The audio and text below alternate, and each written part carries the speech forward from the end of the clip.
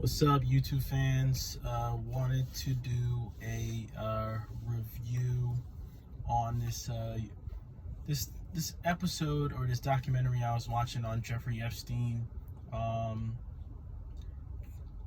Here's my review on Jeffrey and just a whole bunch of guys that work on Wall Street. I honestly, personally look at them as fakes. And I know I'll probably get a lot of bashed comments from finance, like guys in finance, guys in economics, guys on Wall Street. If you look at this in the future, or if it's now, Jeffrey Epstein was a con his whole life.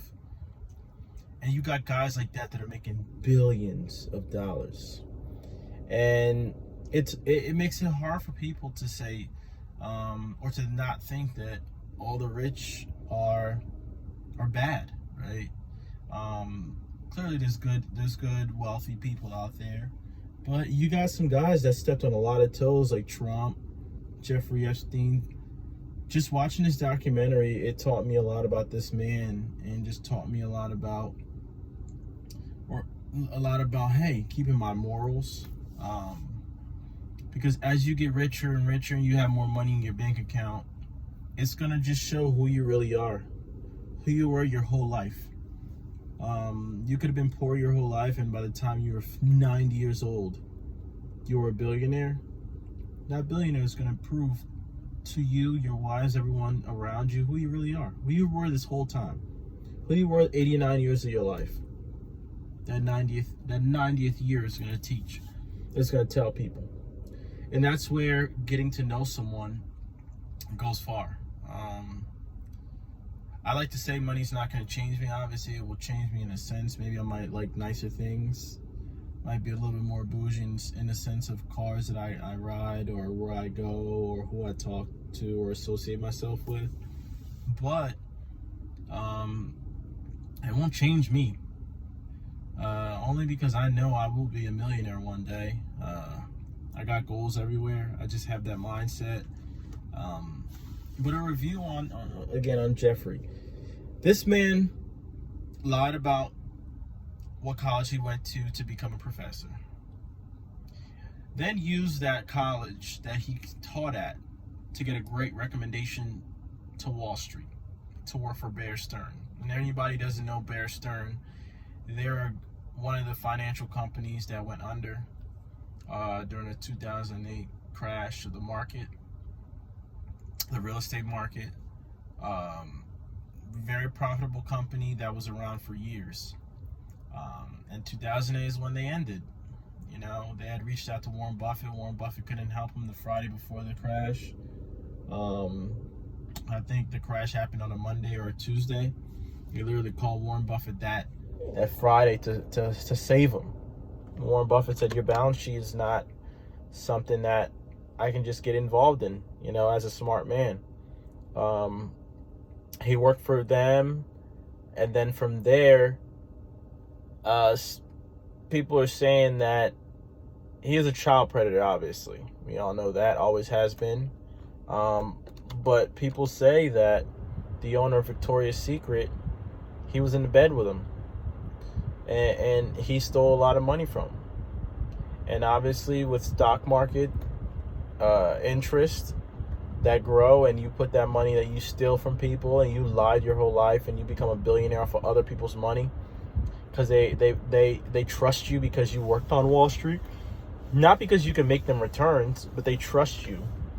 So, and that goes to talk about when people are investing, you really got to put a lot of faith and research behind what you say, because the stock market, it's a living proof of some people are scamming hard off the stock market. You may see a price, for example, like Luckin Coffee.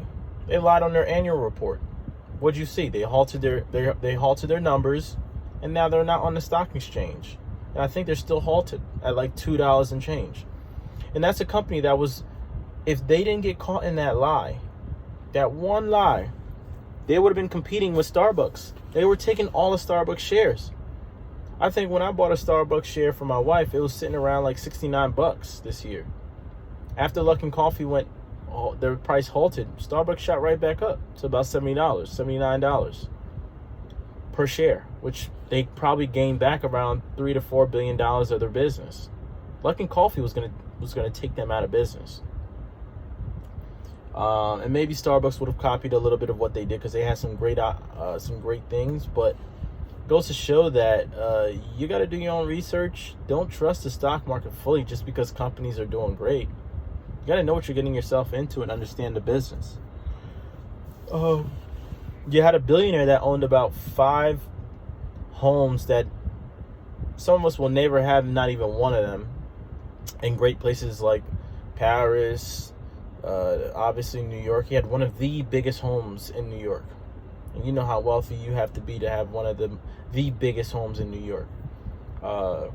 He had a spot in Paris, some spot in the island, and he had 2 other spots somewhere else. One in like New Mexico and somewhere else. This man was a con his whole life.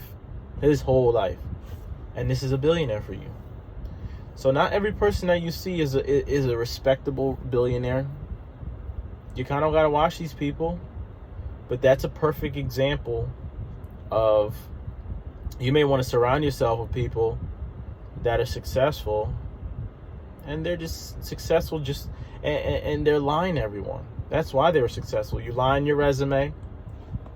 I know some people fib a little on their resume, but if you lie about what college you've gone to on your resume, your 4-year, and you become a professor, and you use that professor job to get on Wall Street as a recommendation to make you millions to billions, that's how you made your billions?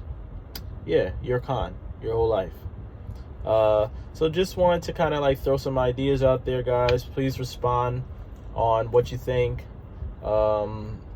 Please like if you like the video. If you don't like, unlike the video, put a thumbs down. But smash that like button. Okay, help your boy out as I get on my quest to 1,000 subscribers and hopefully get monetized pretty soon. Got another video coming out for you guys. Hopefully everyone's staying safe, and hopefully the economy's gonna open up real quick.